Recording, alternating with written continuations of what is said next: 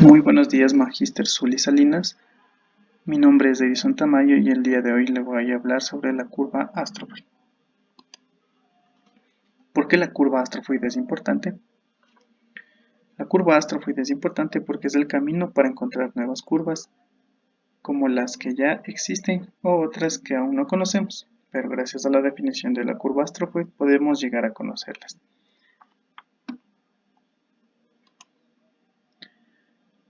¿Cuál es su aplicación, historia y motivación? La aplicación. Una aplicación se puede visualizar en el arte. Esta es la fotografía de la fuente de la Cité des Saints de París. Como observamos, la fuente forma una curva similar a la de un astro. Como podemos observar en la siguiente imagen, la lagartija con su cola forma la forma de un astro. Hubiese sido mejor que la cola siguiera para acá. Historia. El astrofoid es una curva que aparece por primera vez en los trabajos de Isaac Barrow en 1670, pero esta curva ya había sido estudiada mucho más antes por Torricelli, que se encontró en alguna de sus cartas escritas en 1645. Descrita por Torricelli y definida por Personne de Roberval, que la denominó inicialmente pteroide, del griego pteron, que significa ala. Antes de ser rebautizada en el año de 1846 por Mottusini, quien le puso el nombre de estrofoide, correa enrollada, o le dicen lazo. La motivación. Esta es la definición general de astrofoid. Entonces, se hace una curva cualquiera y o un punto llamado polo y a otro punto llamado el punto fijo. Luego, si una línea recta móvil L que pasa por O y corta AC en K y los puntos P1, P2 sobre la línea móvil L son tal que la distancia entre P1K es igual a P2K y es igual a AK. El lugar geométrico de P1 y P2 es llamado el estrofoide C con respecto al polo O y el punto fijo A. Para que sea más claro, vamos a ver la siguiente representación. Aquí tenemos nuestra curva C, tenemos un punto, es decir, el polo, tenemos otro punto fijo A, tenemos además la línea que parte la curva formando el punto K, tenemos los puntos P1 y P2 que están sobre la línea de tal manera que P1K, KP2 y AK tienen la misma distancia. Los puntos P1, P2 forman el lugar geométrico que es llamado astrofoid de C con respecto al polo O y el punto fijo A. Gracias a la definición de astrofoid podemos generar varios tipos de curva: el estrofoid derecho y oblicuo, nefroid de Fred, supertrisectriz de Fred, entre otros. Como dijimos al principio, astrofoid nos da a conocer muchas más curvas que tal vez aún no conozcamos. Para el propósito de hoy vamos a considerar el astrofoid derecha y vamos a hacer la construcción con la definición de astrofoid. Consideremos que la curva C es el eje Y A el punto fijo es el centro del plano. Si la línea que pasa por O corta el eje Y en el punto K y los puntos P1 y P2 sobre la línea son tales que P2K va a ser igual a P1K y va a ser igual a AK. El lugar geométrico de P1 y P2 es llamado astrofoid de C con respecto al polo O y punto fijo A. Vamos a ver la siguiente representación. Entonces tenemos aquí que la curva va a estar representada por el eje Y. Nuestro punto fijo va a estar sobre el eje X. y sobre el eje Y, es decir, que nuestro punto fijo A va a estar en el origen y nuestro polo va a estar en el eje X. Ahora, nuestra línea L es de tal forma que pasa por el polo O y interseca al eje Y formando el punto K, de tal forma que P2K es igual a K-P1 y es igual a K-A.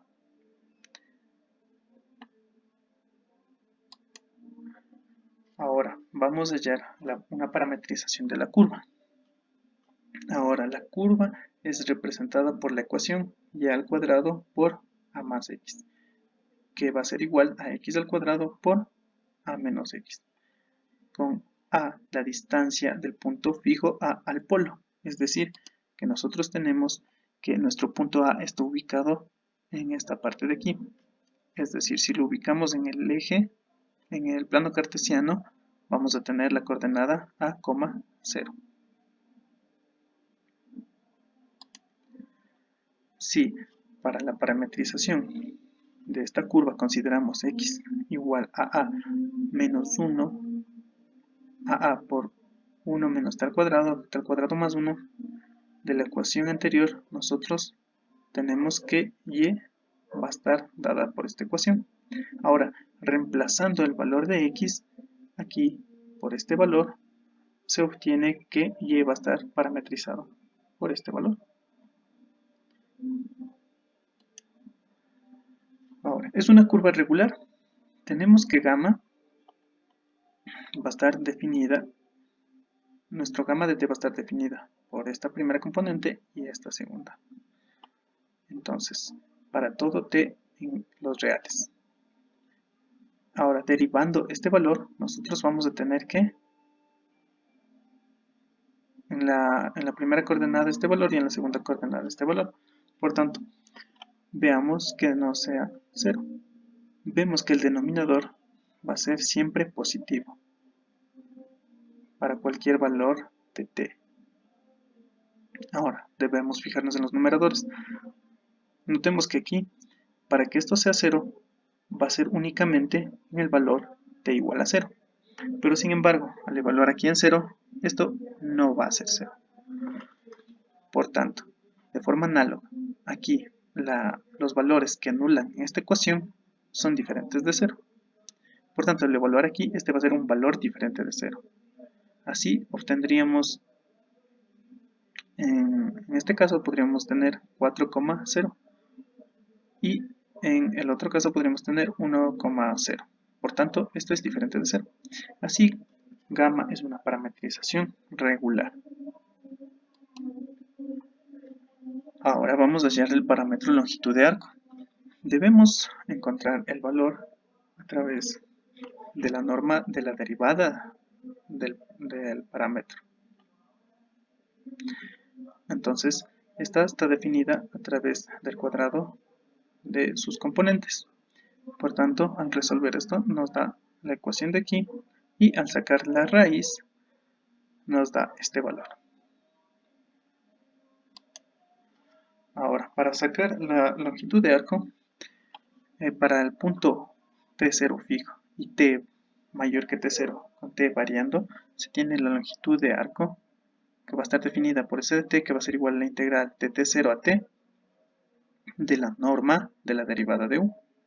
Por tanto, reemplazando nuestro valor que obtuvimos anteriormente, este valor de aquí, reemplazando nuestra integral nos va a dar este valor.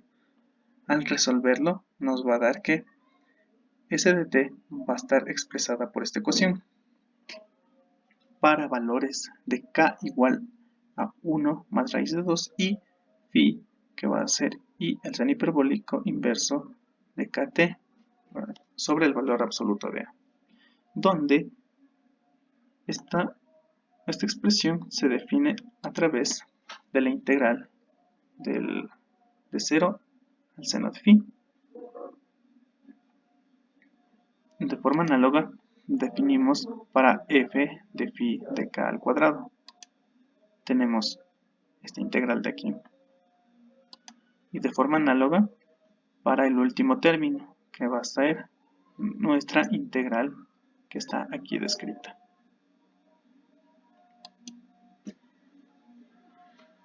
Ahora, calcular los vectores tangente unitario y normal principal.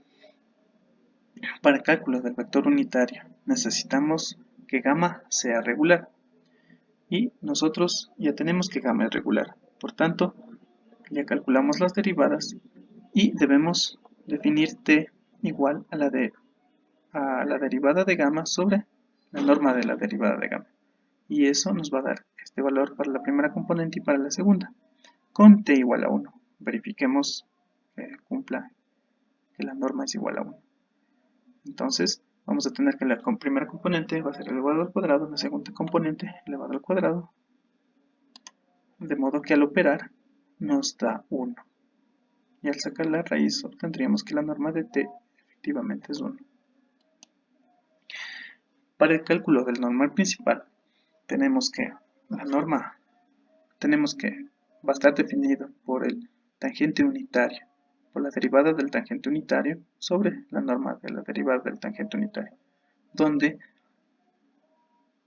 la derivada del tangente es el siguiente para la primera componente y este para la segunda componente, donde la norma al cuadrado es esto. Por tanto, para obtener n, tenemos que dividir el t sobre su norma, la derivada de t sobre la norma de la derivada, con el n de t igual a 1. Ahora veamos si efectivamente esta curva es periódica, cerrada o tiene intersecciones. Como ya tenemos la parametrización, veamos si es periódica. Y vemos que es cero periódica, pues al reemplazar el valor t más t mayúscula en la expresión, tenemos que el único valor que va a cumplir ese es el 0. Entonces nosotros tenemos que es cero periódica. Ahora, veamos si es cerrada. No, pues para ser cerrada debe ser t periódica con t diferente de 0. Y como vimos aquí, es cero periódica. Por tanto, no cumpliría esta parte de aquí. Entonces no es cerrada. ¿Tiene autointersecciones? Sí, tiene una sola autointersección en el punto 0, 0, es decir, en nuestro punto fijo. Si reemplazamos los valores de a igual a menos 1 y b igual a 1 en nuestra ecuación de aquí, vamos a tener que gamma de a va a ser aquí menos 1, entonces esto sería 0. Por tanto, nuestro gamma de a sería menos 1, sería 0, por tanto estaríamos en el punto 0. Ahora, si evaluamos en 1, de la misma forma, gamma de b, aquí vamos a tener 1 menos 0, 1 menos 1, 0, y 1 menos 1, 0.